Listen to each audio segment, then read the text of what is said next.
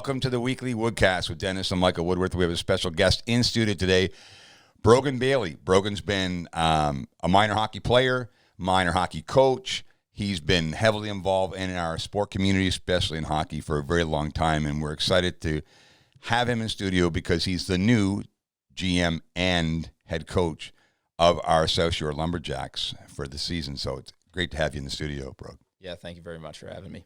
No problem, especially after me trying to get this out for the three or four times in a row. Anyway, it's in the morning or early afternoon. We like doing these in the evening sometimes. So, and it's my first cup of coffee. The Lumberjacks have become a staple in our community. I remember when we announced that the Lumberjacks would become part of our community in the Junior A Hockey League, and it's been quite a journey. It really has. From the beginning days of the Petrie family owning the club and now going on to Larry. The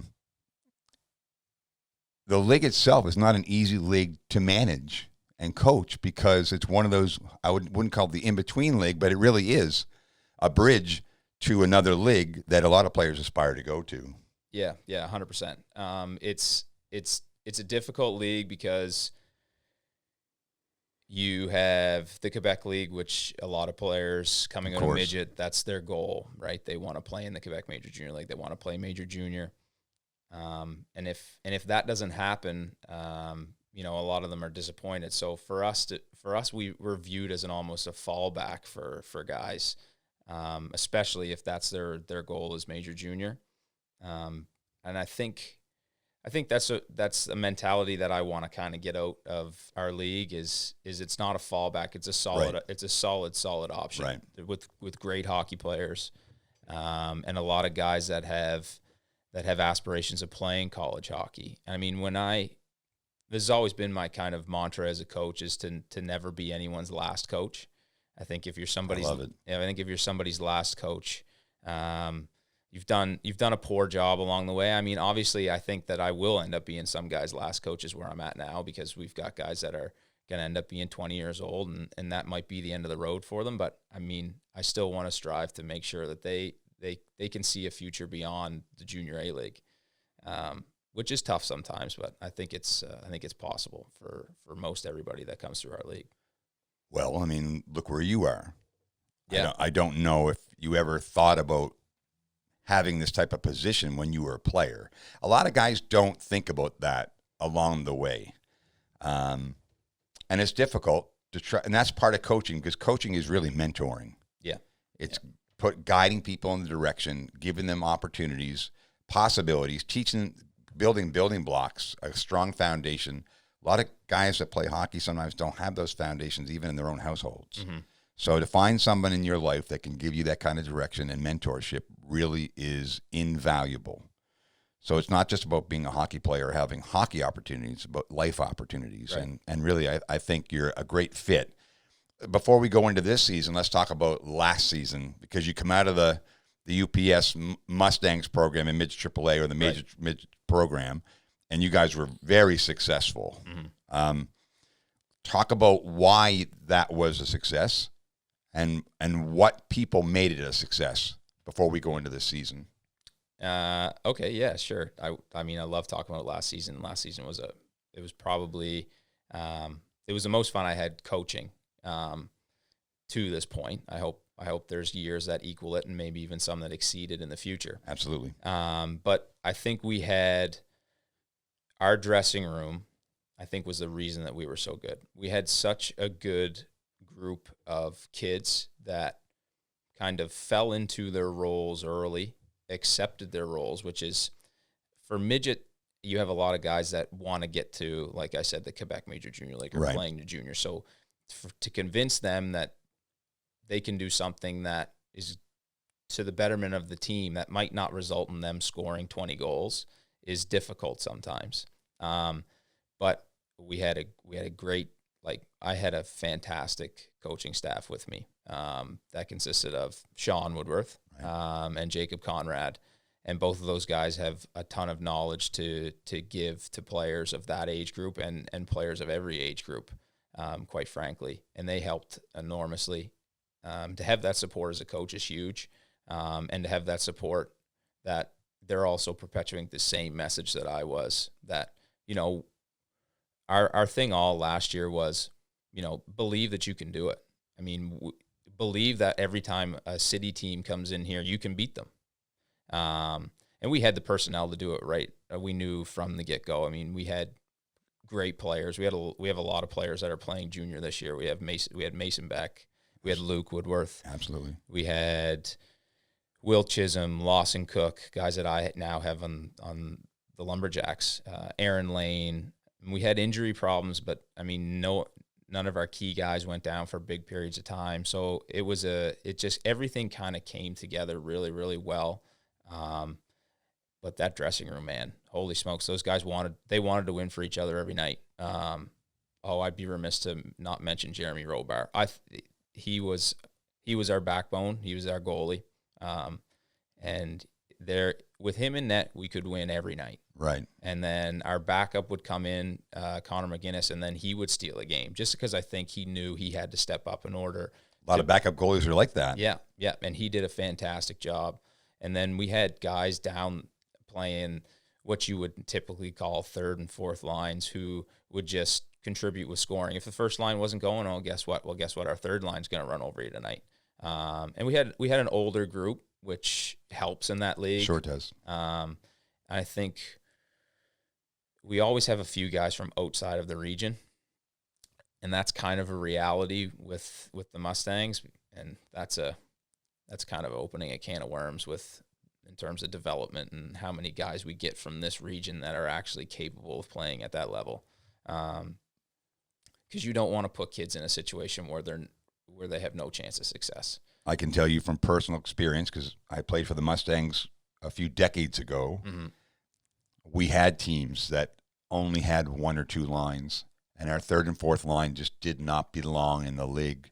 That's why we struggled so much. So I think it's a great idea to be able to, I mean, you have to develop players, but they have to develop at the right level to develop. Right. You're playing in that level. You don't have room to develop if you're not, a major player. Yeah. And so when we kind of, the coaching staff and along with the board, discussed player personnel at that level, we just said, listen, we want all the players locally that are capable of playing at this level on our team. And you have to trust the coaching staff and people. If we say that the player is not good enough to play at this level, we're not trying to be mean. We're not trying to push the player away. Trying to be realistic. Yeah, we're trying to be realistic, and we're trying to do what's best for his development. The minor midget league, which just came into existence a few years ago, has been fantastic for that because we can push players to that level, and the Admirals, which is where we send those guys, have done a great job at developing them so that we can take them the next year. The Mustangs have a lot of kids that have played in that minor midget program. I think they're out of Tassa, and who have moved into our program, and they're doing a great job. And I think that intermediate step, especially when now midget has those 3 years of eligibility. Exactly. That intermediate step has been great, especially for the Mustangs, to have the local kids be able to go there and not. And I mean, I have nothing against high school hockey. It's not the same mentality as the minor midget program. Absolutely not. So I think that's been great for us, and it kind of just contributes to the overall development of players around here anyways. It's about inventory too. I mean, we're in an area where we don't have, I try to explain this to people, like I'm a high performance baseball coach, and I try to explain to the coaches in Cuba, we live in a town of 8,500 people. We live in a county of 20-odd thousand or 30-odd thousand people. We just don't, when you try to create a high-performance team at the highest level in the province, it's a lot of pressure on the staff and a lot of pressure on the players because you're playing against communities that have, 200,000, 300,000, 400,000 people that live there. It's very difficult to develop. So you need to find a sound strategy to be able to compete at the highest level. And you did because you finished first in the league last year for the first time ever. Yeah. And that leads you into this year because, like I know personally, you always set new goals. Yeah. And I was really pleased to hear that you were given the opportunity to take on this challenge because we need someone that's young, energetic, knowledgeable, and has strong leadership skills. Those things are components that we need at a coaching level. So many coaches that coach hockey BS their way through, and our old school coaches that just been there forever. And I think the sport is evolving and changing. I couldn't agree with you more. I think there are I stopped playing. It's about 10 years ago now, Right. a little less. But even from when I stopped playing, it's changed. From what I remember in junior, because I stopped playing junior in 2010, so that was 10 years ago, and I went on to play college after that. But when I stopped playing junior, you could still fight twice a game. Yeah, no kidding. Right, and then Sean and I have that conversation all the time. yeah, so guys would fight, go to the penalty box, come back out, fight again, hit the showers, and they'd be able to play next game. Right. The rules in terms of just what you're able to do to a player who has possession of the puck in terms of hook, slash, do things like that have changed drastically. Even the hockey culture is, I think, currently kind of just going through a massive shift in terms of... Well, it's skill-based now. Yeah, skill-based. It really is. Yeah, and so that is contributing to different people having just better ideas, I think. And those old school guys, while I don't think they really have a leg to stand on anymore. I think the way you treat players, especially young players these days, is drastically different than the way I was treated in junior. And I wasn't mistreated in junior. But it's still drastically different. It's still drastically different. And that's only different. 10 years ago. Yeah. It's still drastically different. I mean, even if this is the way I look at it in terms of the difference between when I played and now when I'm coaching, is if you asked a question of the coach when I played, I mean, that was a big taboo. That was a big deal. It was. You were like, oh man, this guy's taking his life in his own hands right Absolutely. now. Right now, if you ask a question, and I encourage kids to ask questions. It's the only way you learn. Yeah, I mean, if you don't understand our system at the deepest level, then you're not going to be able to do it night in, night out. I agree. So if you don't ask questions and you don't understand what you're supposed to do in a situation, then that's my fault for not teaching it properly, right? And it's also your fault for not asking the question, right? But it's not. I don't look at questions as a bad thing anymore. I look at them as a positive thing because it also means that they're engaged. Engaged and growing. Yeah. And so they're learning. Yeah. So those are all positive things in my outlook. So it's just just little things like that I think are totally different and contribute to the way that you do day-to-day business as a coach with your players. Well, I mean, in that situation as a coach, when a player approaches you and they know they can approach you, they're going to respect you more. They're going to be more willing to bring things to you, whether it's an idea or a discipline issue with the team, because they have a better relationship with you. Some coaches back in the day would just totally separate themselves from the guys. They just coach the game. Right. Really, you're coaching people, and we talked about it earlier off camera, but coaching is mentoring. Yeah. That's what it is. I mean, and I think back in the day, a lot of coaches, I'm not saying all coaches, because there were some really good coaches too, but, like one guy that comes to mind in the NHL was Iron Mike, Right. There's the kind of coach that really, fit that mold at that time. And I really believe it's the evolution of coaching has changed so dramatically, not just in hockey, but in sports in general. Yeah. I think it's become a lot more academic too. I mean, like if you think about guys that are coaching and reading different things, like you said, we talked about it before when we were off camera about just the amount of books that both of us read and things. I mean, I just finished Berkey's Law about Brian Burke. I thought that was fantastic, but I'm also reading stuff, strength and conditioning stuff. You're also reading things about different tactics. I mean, I read a great book from the former assistant coach, or I think he was assistant coach with the Toronto Marlies. He just wrote a book on hockey tactics. I mean, there's things like that are just great to digest, and you just keep moving forward. Like you want to constantly come up with new ideas. I think to keep the guys engaged and also make sure that you're not falling behind in terms of your own development as a coach. Absolutely. I mean, when you look at the situation, you can't hire every high performance thinker or consultant to come to your home every day. Right. You just don't have it in your budget. Even as a team, you don't have it in your budget. So picking up a book for $22.95 and reading every page of it, then highlighting and circling and arrowing and writing notes in that book. I always tell you can read a book or you can study a book. Right. And I always encourage people to read a book 2 or 3 times. The first time, just read it. Yeah. Second time, sit down with it and highlight it. Yeah. And then the last time is study it. Take what you want from it and put it into your repertoire, put it into your knowledge base. The better coach you want to become, the more you want to learn from people, and take from them what you like and incorporate it into your style. Yeah. I always read with a highlighter. Just highlight stuff. 100% is super interesting because you won't remember it. No, if you just read it once and put it away, you might remember one sentence or one paragraph. Yeah. I mean, you need to spend time with it, especially if you really want to get something from it. Mm-hmm. You know, so let's lead into the Lumberjacks.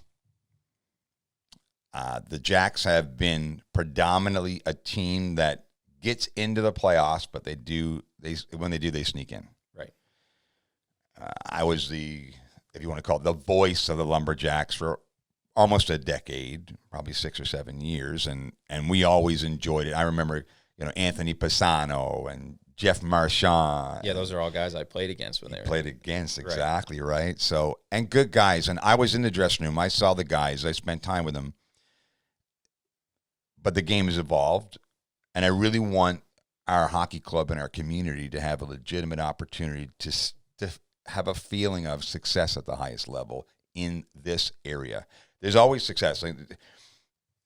Guys like Conor McGregor in the UFC, started somewhere and built his way up. Now he gets to the pinnacle.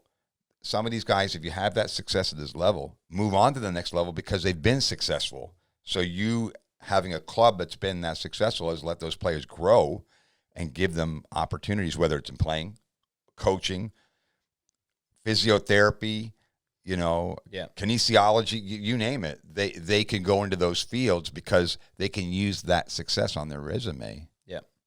Yeah, no, when I took over, I brought Sean with me, right.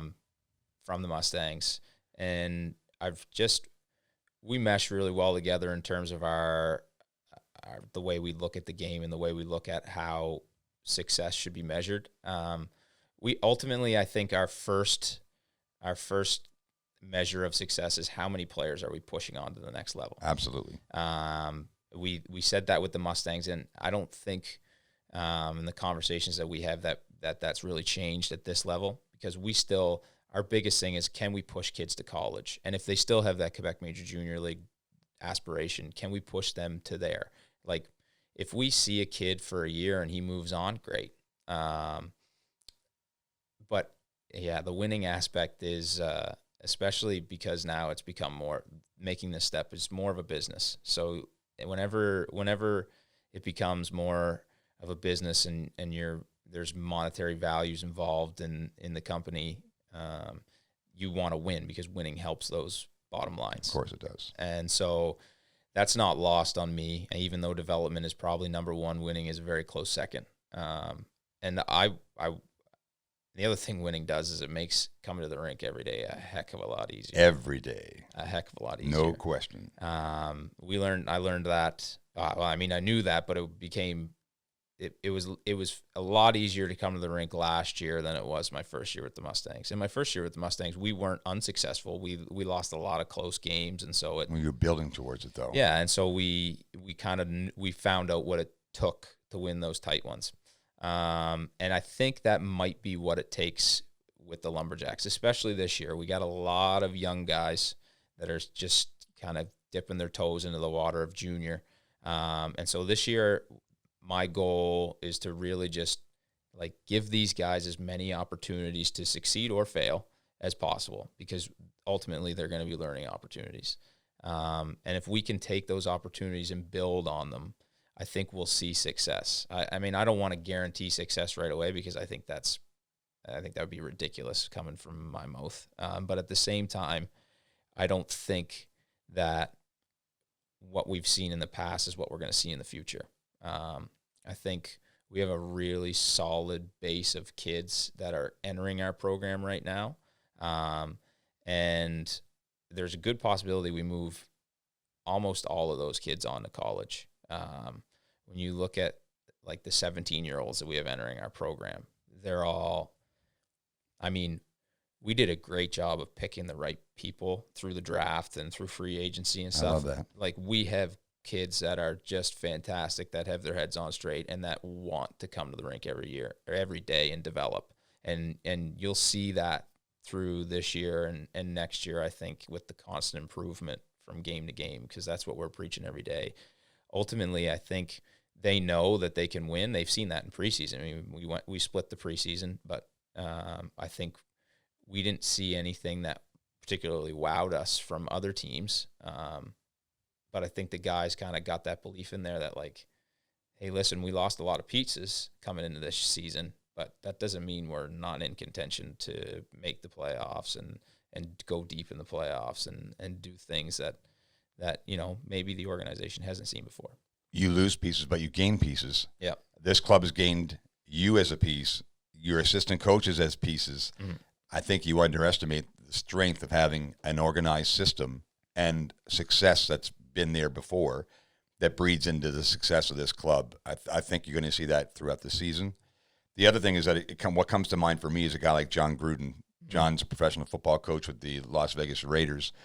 He knew that he already had the personality to be a coach, but he needed someone to help with the culture, and that's why he brought in a guy like Mike Mayock, who was one of the experts with ESPN that knew every player in college football.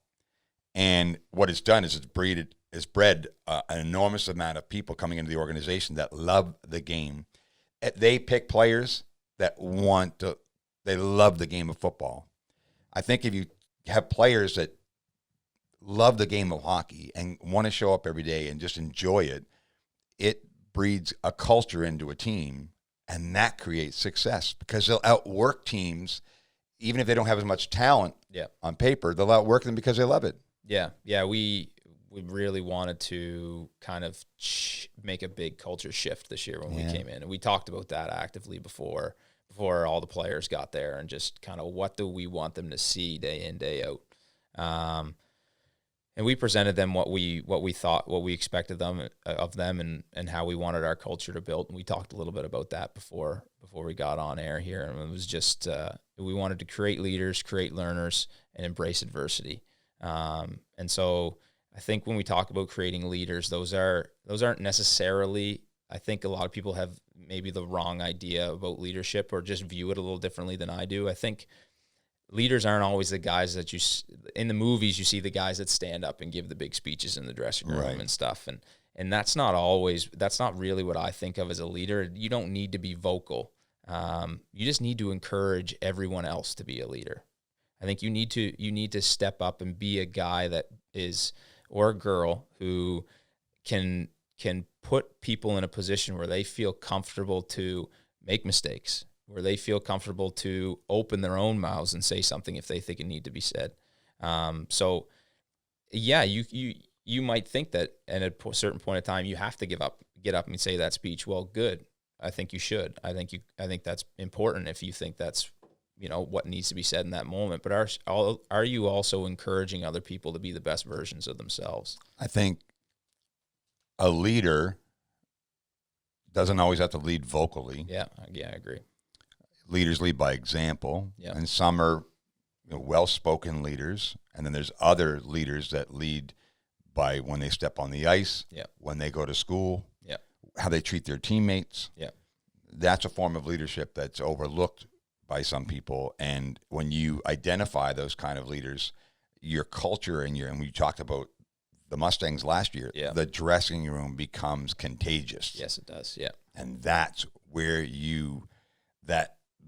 that leadership festers success. It really does. It just breeds it. You can breathe it every day, and that's what you want. That's the culture you want. You don't want players to feel like they don't belong. You don't want people to just show up and go home, and not feel connected with people. So you have different pockets, but if the bigger family you can create, led by the ultimate leader, I think breeds success at the highest level. So and you're right with that. I agree 100%. And I think we had we had a great leadership group last year with the Mustangs, and it's difficult to have that with that young a group.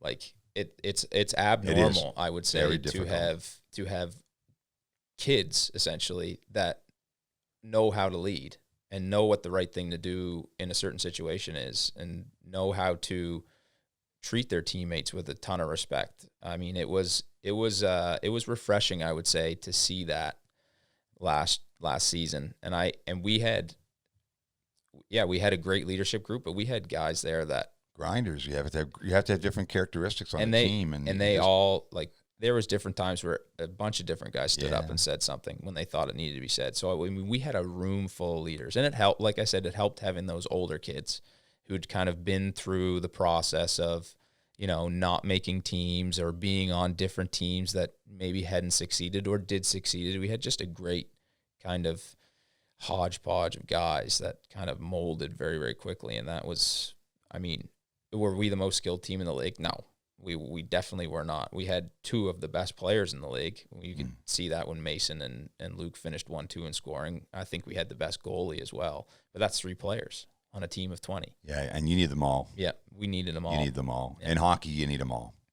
Basketball, you can have the Lakers won the NBA championship this year. You can have 2 of the best players. But even then, having 2 of the best players, the other guys, they call them, are the ones that help you win. Right. Because they sacrifice their ability to go to another level. There's a lot of players that have that skill, but you have to sacrifice because you know you're passing it on to someone who has more skill than you at that point. Right. And that's you know, identifying certain player characteristics, and that's where the coaching staff comes in. And then there's a phrase I use in life called feel, felt, found. Mm-hmm. I know how you feel, but I tell you what I felt. Mm-hmm. Right? I use a situation that I have empathy because you played and I've played, but I tell you what I found. Yeah. And that leads players in a direction to make sacrifices for the betterment of the team. And that's what, like you say, it's hard in hockey because every level is the magic goal is to get to the NHL. Right. So there's the team aspect of the game, and there's the individualized aspect of the game as well, because you need to succeed in that environment and stand out. Mm-hmm. To be able to show people that you belong at another level. So it's a difficult balance and a delicate balance, but I think you're up for the task. I appreciate definitely that. feel so. I have a question for you, actually. Sure. It just came up, and because it's a baseball question, and I wonder if the guys in baseball are as concerned or more so. I could see how it'd be more so with statistics, because I know in hockey, especially when we talk about kids at this level and at the midget level. And they're not wrong. I'll say this. They're not wrong. And they think that all that a scout is going to look at stats is their statistics. And certain scouts, they're not wrong. The good scouts, they are 100% wrong. But in certain scouts, all they're going to do is they're going to look up there. In hockey, we have an elite prospects, what they call elite prospects, which is just go on. You can search a player and you'll see his stats. They're just going to go on that elite prospects page and be like, this guy only had 20 points. I'm not wasting my time with him. So they are uber conscious of their statistics. Right. And they are also uber conscious that if those statistics aren't high, they're not likely going to see themselves get drafted or themselves move on to the next level. The difference between baseball and hockey is that baseball has 9 players go to the plate and everyone confronts the pitching staff and defense. Right. So they all get equal opportunity. Mm-hmm. Now, if you're a leadoff hitter versus a 9 hitter, the leadoff hitter may get 1 more at bat in a game, but everyone gets that appearance through every inning. A pitcher stands on the mound. They're the only one on the mound. The defense has to back them up, which are the players that hit too. Right. So hockey's about ice time. Yep. And then contribution because you have power plays. Right. Which give you points. You penalty kill, which is a big part of it too, because if you're a really good penalty kill player, that's a contribution to a team that every coach would love to have. So they're fighting for that time. Where in baseball, it is an equal amount of time. Now, I'm not saying there's players on the bench in baseball that don't get to play. Yeah. So in hockey, most guys get to get on the ice. Right. Yeah. Right? Where in baseball, you may be in the dugout. Like right now in the World Series, there's players that are young, upcoming players that are sitting in the dugout right now. Right. So I always just say, give everything you have physically and intellectually. Yeah. The problem is with athletes is they don't push the intellectual part. They don't study the game. A great example of that in the NFL is Ray Lewis. Yeah. Ray Lewis was a small linebacker from the University of Miami. Wasn't drafted 1, 2, 3 in the draft, but arguably one of the greatest linebackers of all time. Mm-hmm. Why? Not because of his physical prowess, his mental aspect of the game. So that's where, Brogan, I think you're going to come in as well, is engaging players to intellectually go to another level.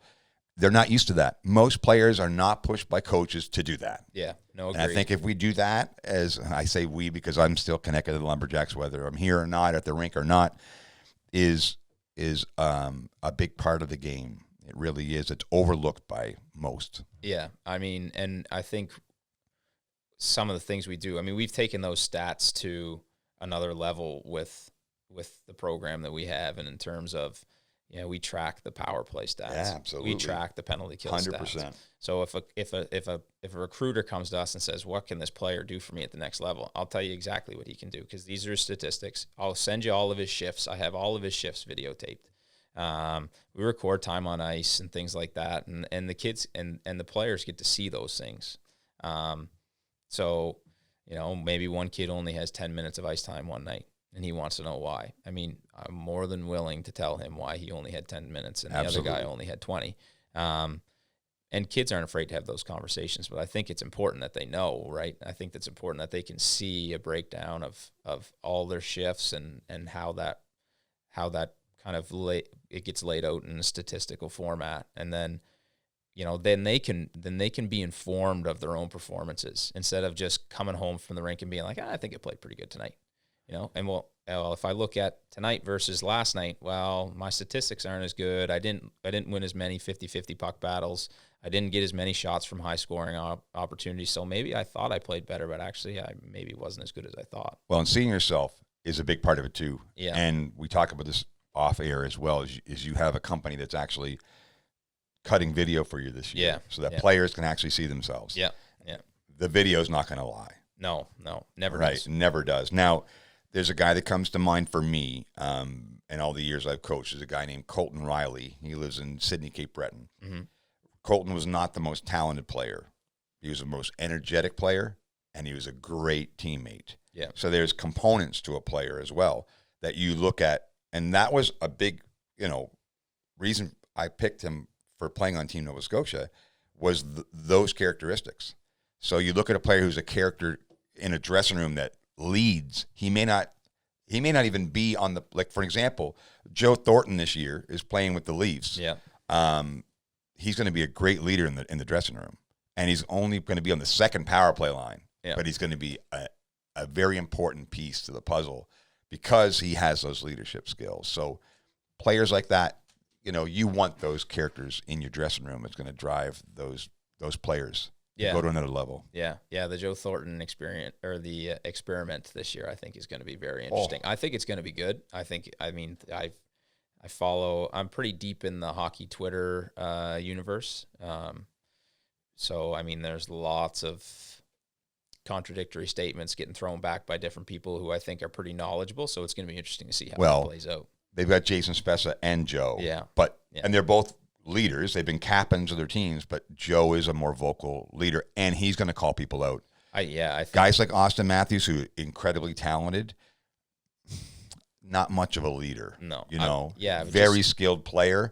Joe's going to push those guys to take on that responsibility when you make mistakes, because he's seen it 1,000 times. And at our level of junior, you'd love to have those experienced players come in. A great name that comes to mind for me is Mickey McDonald. Yep. When Mickey played, he was just a quality individual. He did all the little things, You need to have those kind of players on every team. Yeah, I don't know Mickey personally, but I know I played in the league when he was in it as well, and he was a pretty respected guy, even by other teams. So, I mean, I can imagine what he was like in the dressing room. The other thing I'm going to encourage you to do, and I'm going to do it on air, so put some pressure on you, is to invite some of the past players back this year.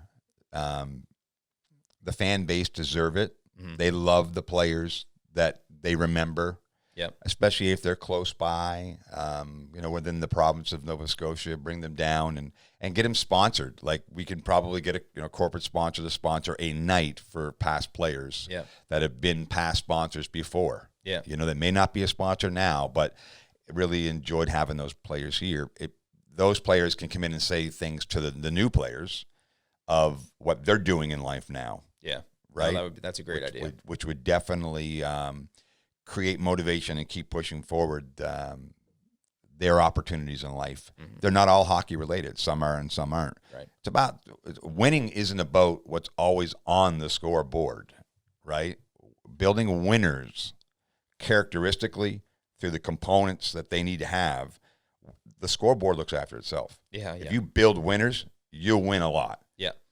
Yeah. It's the bottom line. And I think a lot of those characters that we've had in the past that have had success out in and outside of hockey would be a great way to be able to continue to build that culture. Yeah, I think you're right. I mean, there's they did that in Woodstock actually for a couple of us, brought us back when they've hosted the Fred Page Cup, and we had a little alumni kind of get together. So I mean, yeah, I think that'd be a great idea to do. Well, and it also shows that we cared about the players, right, as an organization. Yeah. I don't know if we've ever retired a jersey, or I don't know if we've ever have a wall of excellence, or those types of things, which I think should start as well. We have enough history now in the club that I think we can start looking at some of those things that really build the history of the team. Right. And I'm looking forward to the next chapter. I really am. And I know you're the right person. It's just, I've been following for years. I mean, obviously my brother and I are, pretty tight, and we know each other. We grew up together. He speaks very highly of you and loves working with you. And I've seen the success. Yeah, I've seen it, You take a little skinny kid from Bridgewater named Luke Woodworth, who really has no business playing in a big boy sport. I mean, like, Luke's 135 pounds wet. Yeah. Right. But he's put the work in 100%. at a high level. Yeah. And those are the kind of things you want to teach others, whether his last name is Woodworth or Smith or Bailey or whatever the case may be. You need to use those people as examples of why you succeed. Yeah. Yeah. To your point, I don't think we've ever retired a jersey as an organization. But I did start a wall of excellence. That's great. Just outside the coach's room. I love it. So we have the inside of the inside of the dressing room is kind of bricks, so you can see the bricks going up. And so we have an alumni wall with we're going to put each player who moved on to college on a brick, so their name, where they ended up on a brick. College is good. I mean, it's part of it. Yeah. Some people entrepreneurially have excelled in life without a degree. Oh, 100%. Right. Robert Kiyosaki is a great example. Yeah. I don't know if you know who Robert Kiyosaki is. He wrote the book called Rich Dad Poor Dad, and one of the biggest real estate moguls in the world. Mm-hmm. Right. Some entrepreneurs, Mark Cuban's another great example. Who owns the Dallas Mavericks. Yeah. Didn't graduate from university. Didn't even barely walk through the doors. I think you want people that excel in life, right, as examples. In all categories, educationally, entrepreneurially, even family-wise. I mean, it's not as easy to do or quantify. Yeah. But special, educationally and entrepreneurially are two categories you could definitely utilize. Yeah, I think like you said, bring in those players that, haven't necessarily succeeded in a hockey arena. But have succeeded. Glenn Murray didn't go to university. No. Glenn Murray didn't go to college. But have succeeded. Like I would like to bring those guys that have succeeded in to talk to the guys. Absolutely. And I think the Mustangs have that alumni game that they do they've recently kind of reinstated it. But that was always a good way to keep players involved with the alumni and vice versa. And so to figure out a way that doesn't necessarily need to be a game, but to figure out a way that you can do that at this level, I think would be possibly more influential because of that extra piece of, these guys are a little bit further down the road in terms of they need to figure out what they're going to do post hockey, and to have guys that have succeeded post hockey without hockey is a big part of, just being able to build a web of guys that can kind of lean on each other, or even just have a call or be able to help one another out outside the hockey world. I've got a young guy I met in Sports Check in Halifax Friday. Mm-hmm. Have never met him before in my life. Great young guy, finished university, just had completed his degree. We have conversation. He wants to get involved as an engineer in the environment. I have a very good personal friend that is retiring right now, mm-hmm. but has a lot of contacts. Yep. You connect the dots. That young guy, a door may open for him just because we had a conversation. Yeah. Well, those leaders that have come through this little town of Bridgewater, through our Lumberjacks organization, some of them have been very successful in certain areas. Mm-hmm. Let's identify where they are, what they do, and can they help our young guys that are here now? That's where you breed a culture. Yeah. Lifelong culture. And they could be lifelong friends. I mean, you could have people that become lifelong friends because of it. So, and connecting the dots is a big part of it. It really is. And I see that you identify that and acknowledge it. So that's part of being a coach or a mentor, is you can't handle them all. No. If it was just you, it's impossible. I know. Impossible. It's a big job. Very much. Yeah. You got to let most of them go. There's a phrase, leaders are like eagles. They don't flock. You find them one at a time. Oh, that's good. I've never heard that one before. And the mother eagle actually throws her baby out of the nest and then watch the baby plummet to the earth. And if she sees that she's not going to fly, she goes down and picks him up, puts him back in the nest. And then she keeps letting them go time and time again until eventually they learn how to fly. Yeah. That's how, hey, it's like when you throw us in a pool, right? You better learn how to swim. Yeah. Well, that's what an eagle does in life. Yeah. And we represent leadership. We use, eagles as that animal characteristic of what a leader is. I don't know why, but definitely finding those leaders allow your culture to really manifest itself in the dressing room and on the ice. But it starts with you, man, and you deserve it. Like, you really do. You've earned this, and I'm eagerly anticipating watching your growth as a mentor, a leader in our community for these kids. I'm proud that talk about our local guys that are on the team this year. Okay, would love to. Yeah. So we have. I'll start from the net out. So we have Jeremy Robar as one of our two goalies. He's from Blockhouse. Played with the Mustangs. Played with us last year. So it was great to be able to give him the opportunity. We made a trade for him in the off season, and we got him from Pictou. So it's awesome to have him here. I think he's going to be a fantastic junior A goalie. Actually, our backup goalie is Robert Forbes. He has some local connections too. So he played in the Maritime League last year for Dartmouth, or not the Maritime, the Nova Scotia Major Midget League for Dartmouth. Then on the back end we have Aaron Lane. He's from Bridgewater. He was a first team All-Star last year in the Nova Scotia Major Midget League. He's just another kid who's fantastic, was a big part of our Mustang success last year. And great kid. Another kid who I think has been overlooked by a ton of people. And just a few conversations I've had with other scouts, they've kind of hinted to that fact that, they think that he's going to be very, very good and that he should probably be playing elsewhere. But I'll be like, well, I'll keep him, and show Absolutely. you. Yeah. For now. Yeah, for now. And you'll see just how good he is going to be. Then up front, Lawson Cook. He played 2 seasons with the Mustangs before making the jump to junior this year. Great kid, works so hard on and off the ice. It's awesome to see him just go to work every day. He never leaves anything out on the ice, and it's kind of it's kind of a cliche about hard work and hockey players and stuff to kind of say that, but I mean, he lives it every day, and doesn't need to tell anybody how hard he works, because he just does it. I mean, you just watch him and it's evident. Will Chisholm is another guy. He was with the Mustangs last 2 years as well. And another guy that works extremely hard. He's also a kid that I think is overlooked.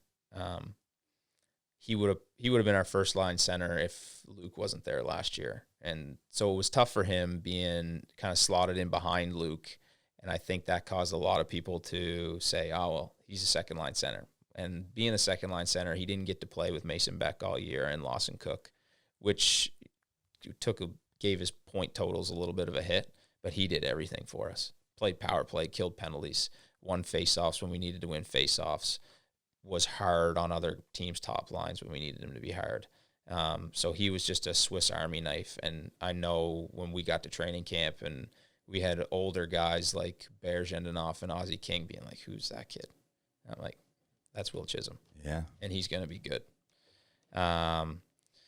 Yeah, those are the guys I had from last year, and Connor Benjamin as well. So those 5 were guys I had last year. And Benji is a guy that just is physically gifted, is fast, is long, has a good shot.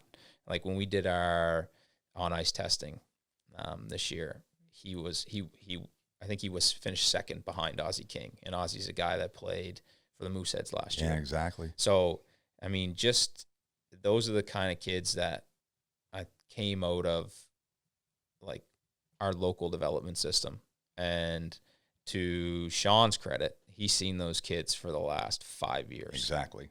If not more. I would assume more. Through their whole hockey career, when they were in, he's had them from Major Bantam.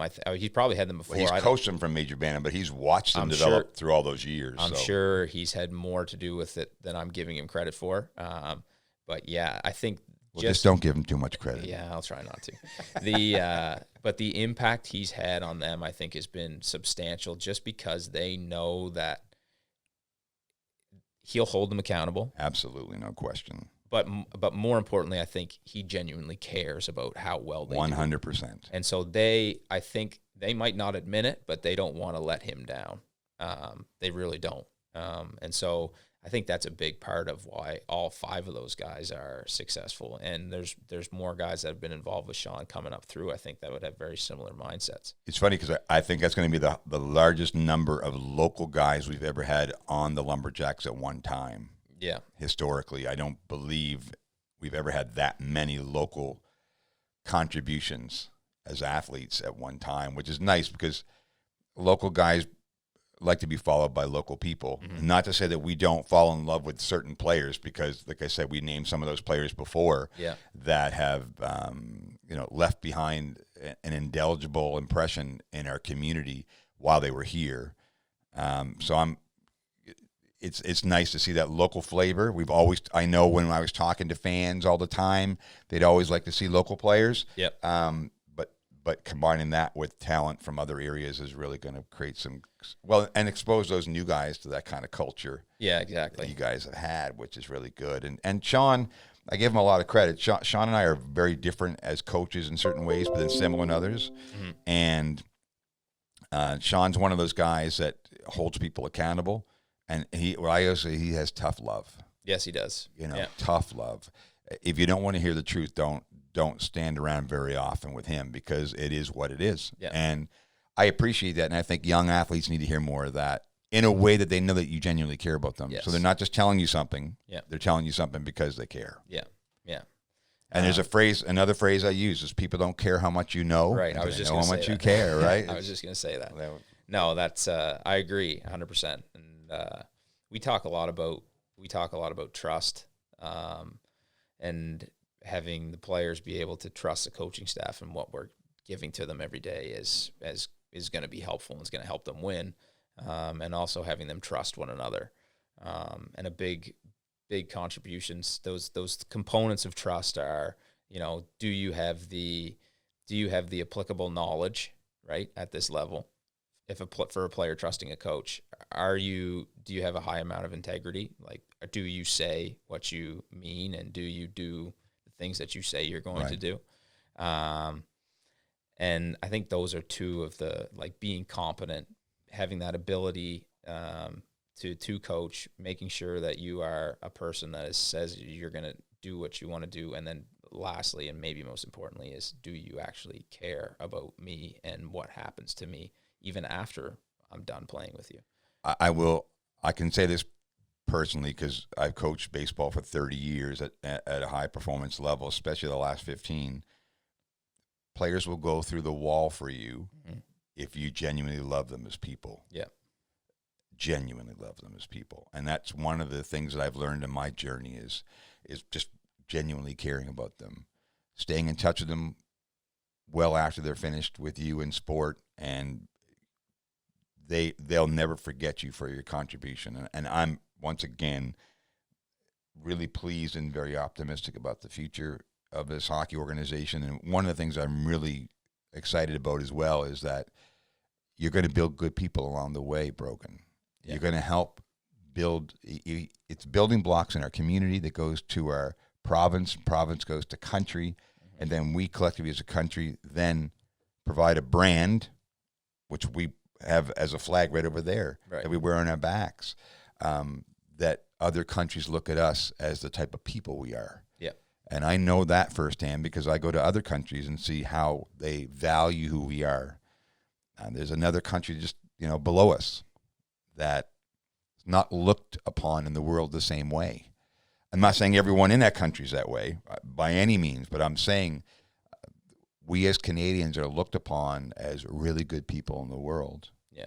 And we need to keep it that way. And it starts at home. It starts in a hockey rink and at the LCLC in Bridgewater. You just don't realize that you're building those building blocks along the way, and you need someone like you to lead the way.